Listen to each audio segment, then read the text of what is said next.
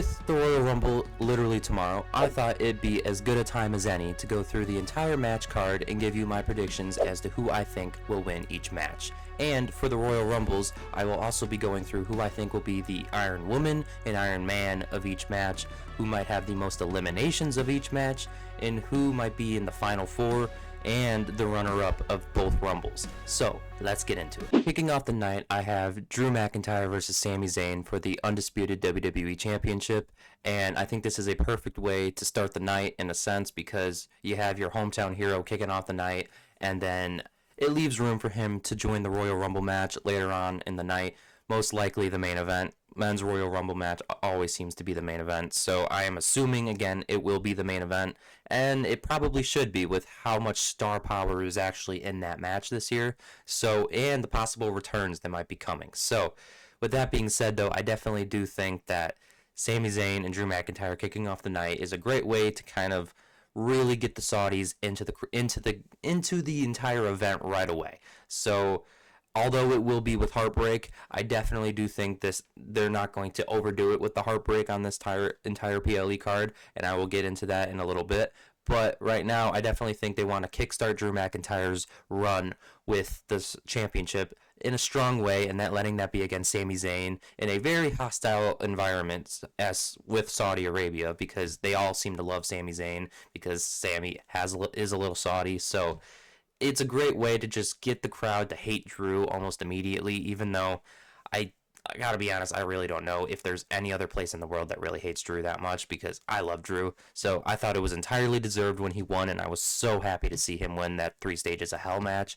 And so far, I have really enjoyed Drew's run. Drew has done really, really good, and I'm very excited to see what this match does for him, because in my opinion, Sami is one of the best in-ring wrestlers in the entire WWE today. So I definitely see this match being a really, really good way to kickstart Drew's entire run as champion, because again, Sami Zayn has never beaten Drew, so that story is there as well. Will Sami Zayn finally be able to knock off Drew McIntyre or not?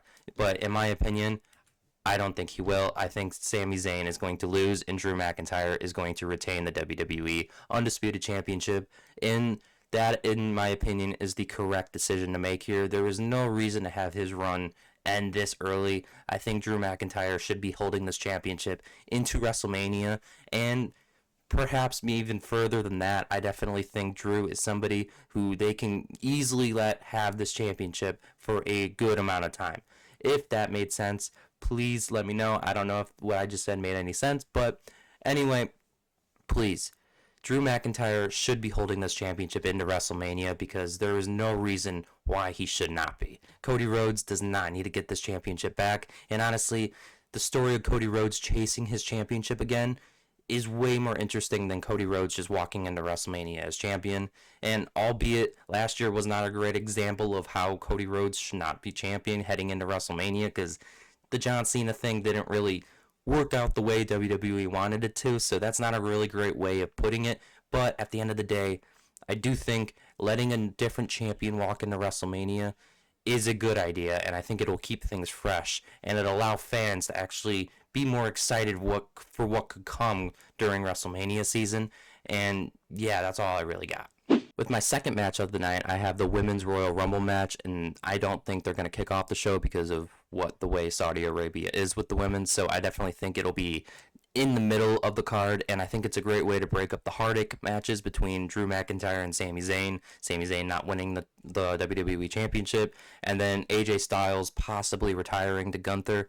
We'll get into that after this match, but I definitely think this is a great way to, spice it up a little bit, keep things from getting to a very depressing level. So I think this is a really exciting way to keep it fresh.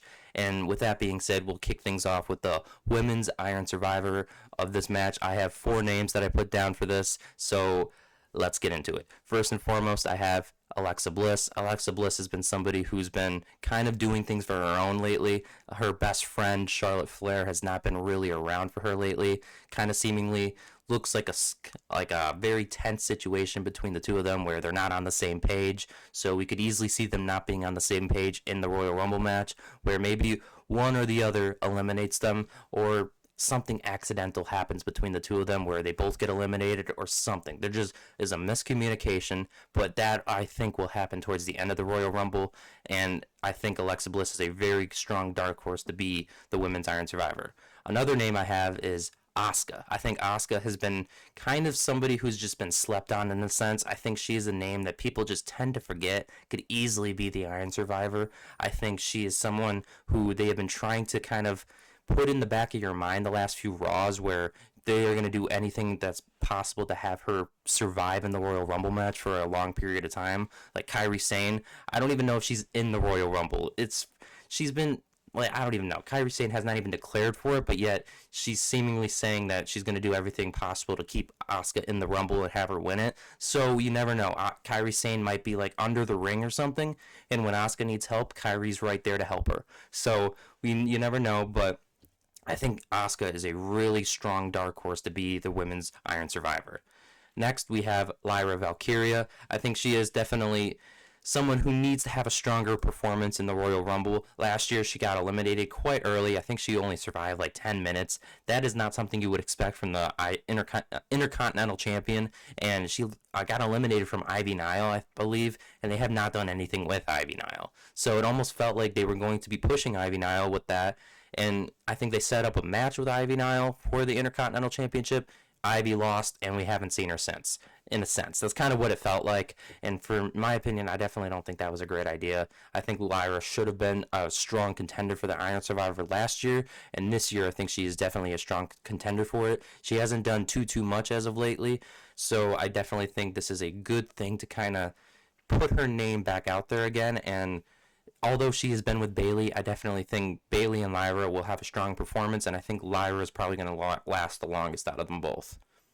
And last but not least, I have an NXT name, that being Sol Ruca. I think they're going to want to utilize NXT as strong as possible. They did last year. They had 5 names from NXT in the Rumble match last year. But this year, I think Sol Ruca will be the name that they are going to try to showcase the most, and for good reason. She is easily the best woman in NXT right now, so showcasing her to a strong level I think is a really, really good idea. And out of all 4 of these women, the person I think who is going to be the Women's Iron Survivor is Asuka. I think Asuka is a really strong contender for this. I think she is somebody that is just going to be slept on in this match, that people are going to forget she's even in there, but she is going to be the Iron Survivor. Next, for the Women's Royal Rumble, we have the person who has the most eliminations in the match. First and foremost, we have a returning Bianca Belair. Now, she has a finger injury, so I don't think this is going to be an injury that makes her come in dead last in the Rumble. They only might do this if they want a huge surprise for her, and they don't want her to have, I don't know. I genuinely don't know. But I think this is a great way to re-showcase Bianca Belair and letting her be very, very strong on her return. I think this is a great way to do it. And in my opinion, having her, again, be the person with the most eliminations, I think it just speaks for itself. I mean, it's a finger injury. I don't think it'll keep her out of the Rumble for an extended period of time. So they can easily have her enter very early and get some eliminations throughout the entire course of the match. I could easily see her coming towards the end of the match too, being in there for a good amount of time. But I don't think they're going to have her in a spot where she's going to be the Iron Woman. But I could easily see her entering around the midway point and giving the fans like an eruption in the midway match. And it's a great way to do it. Next, I have Jordynne Grace. She has been showcased very prominently on Smackdown, so having her be the one with the most eliminations kind of just speaks for itself. I mean, she's the juggernaut, and they are going to try to showcase her as strongly as possible, and a great way to do that is having her have the most eliminations. Next, we have Lash Legend. She's another name that has been showcased very prominently on SmackDown and in the tag division, but having her have the most eliminations is another strong way to do it. She is a name that I don't think a lot of people are tossing out there to have the most eliminations, but she should not be slept on. I think people think of Nia Jax first, but in my opinion, I don't think they should. I think Lash Legend is getting to that point where she's going to start doing more things than Nia Jax, and this is a great way to do it, is to be having the most eliminations. if y'all remember last year, Nia Jax had that horrendous spot where she like eliminated 10 people at once. That was the most stupid spot in Royal Rumble history. So I don't think they're going to redo that. So yeah, Lash Legend, I definitely think is a name that people need to just remember and see for the first, like maybe for the first time, but it's not really for the first time. I just think Lash Legend is a name that they're going to want to showcase very prominently. And last but not least, I think you guys kind of figured she was going to be up here. Raquel Rodriguez. She is a name that they have been really, really showcasing strongly against Stephanie Vaquer. And believe it or not, there is a very strong chance she wins the Women's World Championship after the Raw after this Rumble. So this next Monday, she could easily win it there. I don't know if they pull the trigger or not. This one, I think, is more 50-50 than you can think. I mean, they have showcased her very strongly, but last week they lost the tag match that they were in, so who knows? I mean, I genuinely don't know. They're showcasing Stephanie in a stronger way of the last 2 weeks, so there is a chance that maybe Raquel actually pulls it out. I have no idea. And Street Fight is kind of Raquel's wheelhouse, so you never know. You never know. But Raquel Rodriguez is a name that I can easily see having the most eliminations in the Women's Royal Rumble match. And with that being said, I do believe Raquel Rodriguez is going to have the most eliminations in this year's Royal Rumble match. Next, I have the final four of the Women's Royal Rumble match. This time, I'm not going to be giving like multiple people for it. I'm just going to give who I genuinely think is going to be the final four. And first and foremost, I have Bianca Belair. I think Bianca is going to be a big name that returns, and she is going to be in the final four. And it's going to be a great way to showcase her and kind of tease that run after Jade that she is going to be assumingly doing. I don't think they pull the trigger with her here, though, because there's another name that I could easily see them pulling the trigger with. And with that being said, Liv Morgan, she's another name that I could easily see them pulling the trigger with her. It's about damn time that she has won this thing, and I could easily see her in the final four. She is one of the biggest names in the women's division, and there is a good chance that she's going to get a good spot coming into the Royal Rumble, like the last couple of numbers, so I could easily see her being very fresh and ready to go. Another name, Rhea Ripley. I could easily see Rhea Ripley being in the final four. She's a name that obviously is the most popular woman on the entire roster right now, so I think it's almost a given that she is going to be in the final four. But with that being said, the last person I think is going to be in the final four, Tiffany Stratton. They seem to love Tiffany Stratton, WWE, so I definitely think that Tiffany Stratton is a name that they are going to try to showcase in a prominent way. I think she's going to be one of the final numbers, if not number 30. I definitely think she's going to be one of those last second pops that's just going to have a huge pop, and it's a great way to re-showcase what Tiffany Stratton can do. But with that being said, my final two of the Royal Rumble match, I have Rhea Ripley is one of them. I think Rhea Ripley is probably going to be one of the runner-ups. And Liv Morgan. I think these two are going to be kind of rekindling that feud between the two of them a little bit here. It's going to kind of be a hint at that. But in my honest opinion, I think Rhea Ripley is the runner-up and Liv Morgan is the actual winner of this year's Royal Rumble. She, again, as I said before, she is someone who just deserves it. She has done so much. She has been the runner-up twice, and she's been in every single Royal Rumble match. She is just a name that just needs it at this point, and there is no reason for them not to pull the trigger with it at this point. There are so many different avenues they can go towards WrestleMania with her that it will be interesting. So at the end of the day, they need to just pull the trigger with this. Next, we have the AJ Styles versus Gunther retirement match, if you want to call it that. In my opinion, I think this one is going to be very emotional. I think the Saudi crowd is going to be very rooting very hardcore for AJ Styles, and I definitely can see where some fans are very hesitant to think that AJ Styles is actually going to win here. But guys, I really don't think it's that complicated. I know there's been reports out there about his contract being up in February, all this stuff about that, but in my opinion, I think it's just as simple as WWE re-signing him for a couple more months, extending his contract just a little bit more so then he can have the retirement tour that he really wants. I could be wrong. I could very well be wrong, but WWE, I don't think, is going to do somebody like AJ Styles that dirty, especially nowadays. I think A couple years ago, they could easily have done that, but now I definitely don't think they will do something like that. I think it's just as simple as the fact that Gunther won on Monday Night Raw, and it was because Gunther cheated. And this time around, I think AJ Styles is going to win. I think AJ Styles is going to basically not release the hold this time like he did in the other one. I think Gunther is going to try and cheat again, but I don't think AJ Styles is going to fall for it again until Gunther's really like they're just going to have a bunch of people come out and try to get AJ Styles off of Gunther. I definitely think it might be something like that, and Gunther pushes him over the edge a little bit, where maybe we have like an AJ Styles that's just gone a little too far, and now AJ just doesn't know what to do. But at the end of the day, I think AJ Styles will win here,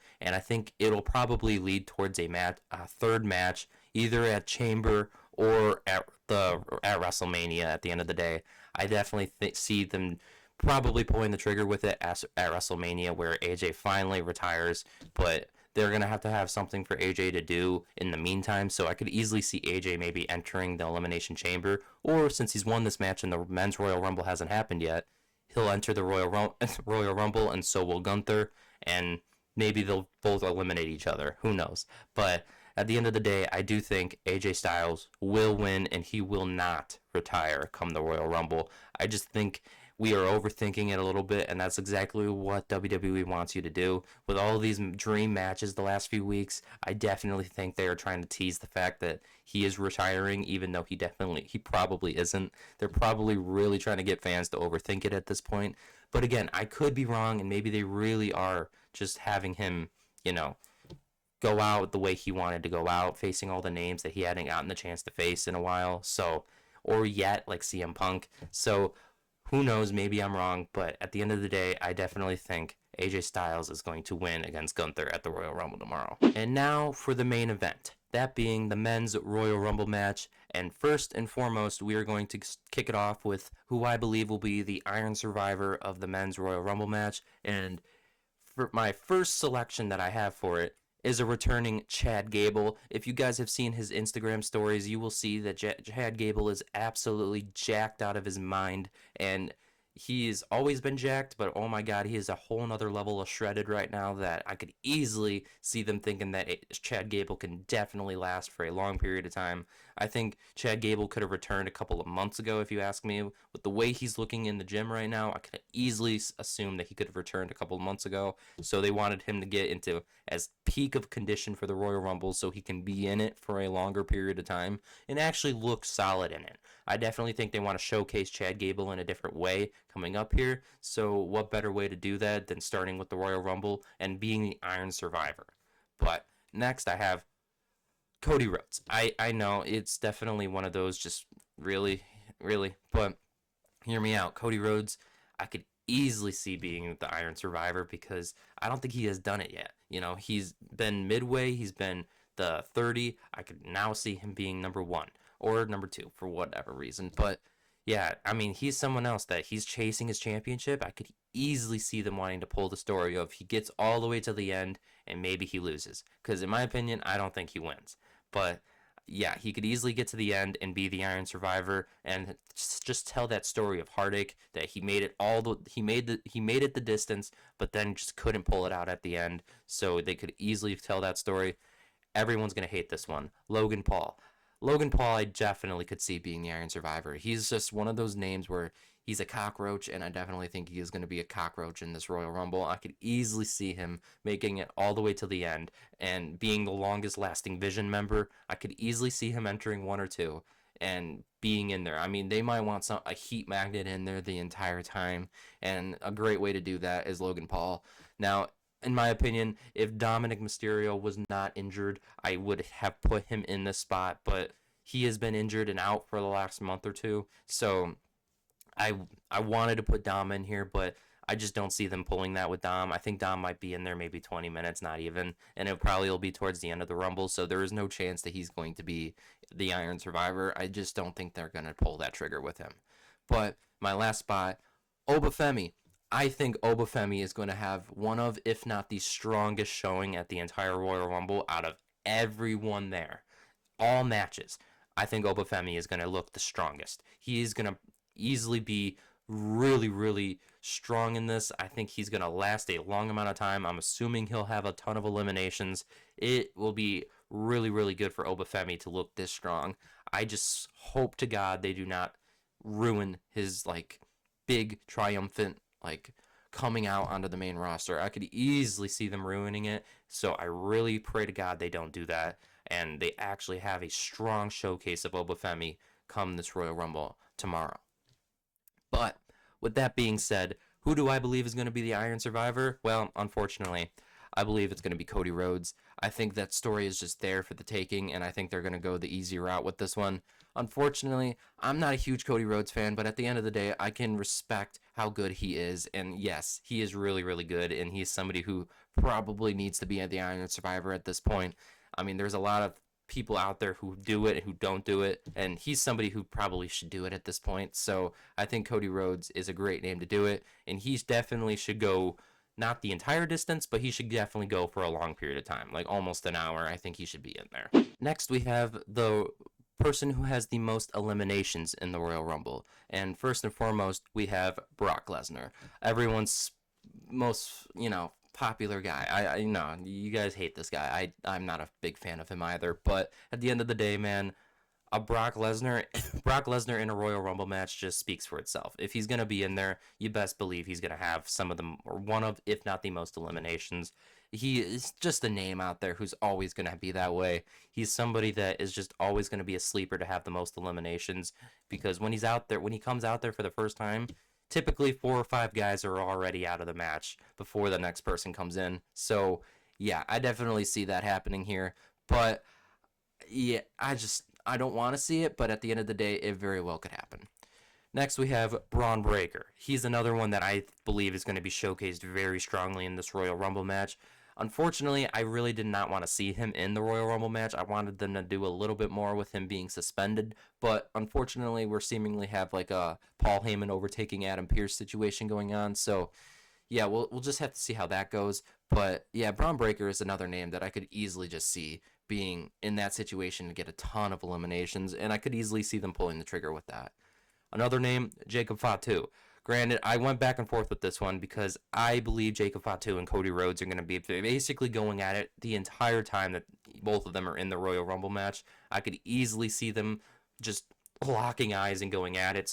So I almost didn't want to put him in this spot. But at the end of the day, it is Jacob Fatu, and it's one of those situations where Jacob Fatu will come in, Cody Rhodes doesn't even realize he's in there just yet, and then Jacob Fatu eliminates a bunch of people, and then all of a sudden they lock eyes, and then they go at it for the rest of the match. That is something I could easily see happening, but we'll just have to see with that.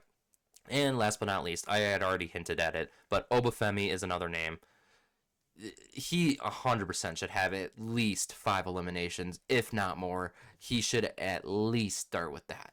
But I really want him to have more than that. I almost want him to break the elimination record, which I think is 13, held by Brock Lesnar. So if he can get 14, that'd be amazing. I think that might be a little too soon, though. I think that is something that maybe further down the line he could do. But right now, maybe half that. Maybe get 7 or 8. I'm not kidding. He could easily start with that many eliminations, and I think that would be a really good starting spot for him.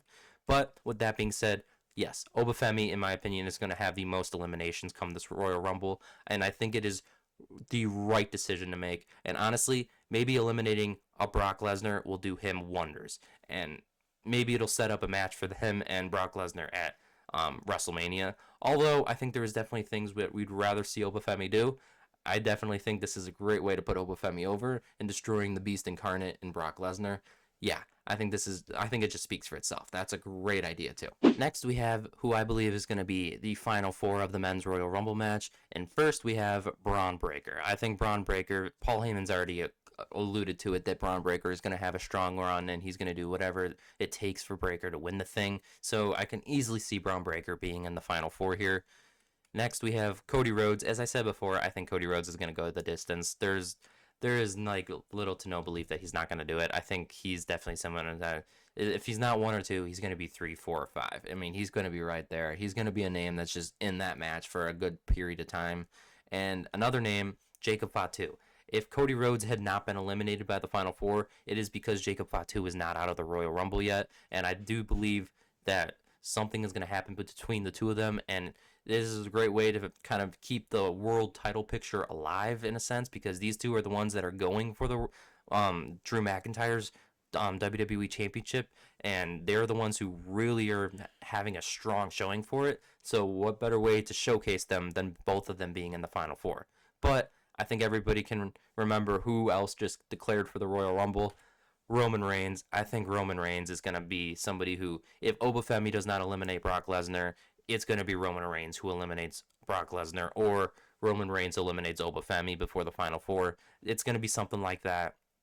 And it's a great way to just, this Final Four just looks amazing. I mean, in my opinion, it's a great looking Final Four. And with that being said, though, who I believe is going to be in the runner-up position, Braun Breaker. I definitely believe Braun Breaker is going to be a runner-up, and the other one, Roman Reigns. So with that, I'm basically saying that I think Cody Rhodes and Jacob Fatu are going to be busy eliminating each other, where we're going to have kind of like a spot where the two of them are both like halfway over the rope, and then Braun Breaker takes advantage and goes over there and eliminates both of them. And I could easily see them doing it where they don't draw it out, and Roman Reigns goes up behind Braun Breaker and eliminates Braun Breaker, and having Roman Reigns win the Royal Rumble match. He is a name that needs to have 2 Royal Rumble wins, and this is just where they just don't need to overdo it. I don't think they need to overdo who should be the winner here. I think you got to just go with the smart decision here. Roman Reigns has come out and said he wants to be a little bit more full-time with WWE moving forward for this next year. He wants to have a solid run with them. He's kind of stepping away from Hollywood for a little bit. So if he's really going to be serious about this run, I don't see why not giving him a world title match at WrestleMania, and I would not even be opposed to him winning it if he's going to be around a little bit more. So with that being said, though, those are my Royal Rumble match predictions. I know I have been away for a good amount of time. I've been focusing on shorts, and those have been going pretty well for me, so I wanted to kind of go back to doing a little bit more of a long-form video. I thought it would be a great idea to do. I mean, I've kind of missed the ball when it comes to putting out shorts this week, so I figured why not just make an entire video about it. I'll probably have a few more shorts going out after this video, so look out for those. But at the end of the day, it's not going to matter because it's basically going to be the same things I covered in this video. So with that being said, though, I'm hopefully going to be back, and I'm hopefully going to be making videos at least once a week, if not more. I'm going to try to do maybe more, but I'm going to keep videos going. I'm going to keep shorts going. I'm going to try to do both, and I'm going to see how this goes. But with that being said, thanks for watching, and until next time, see ya.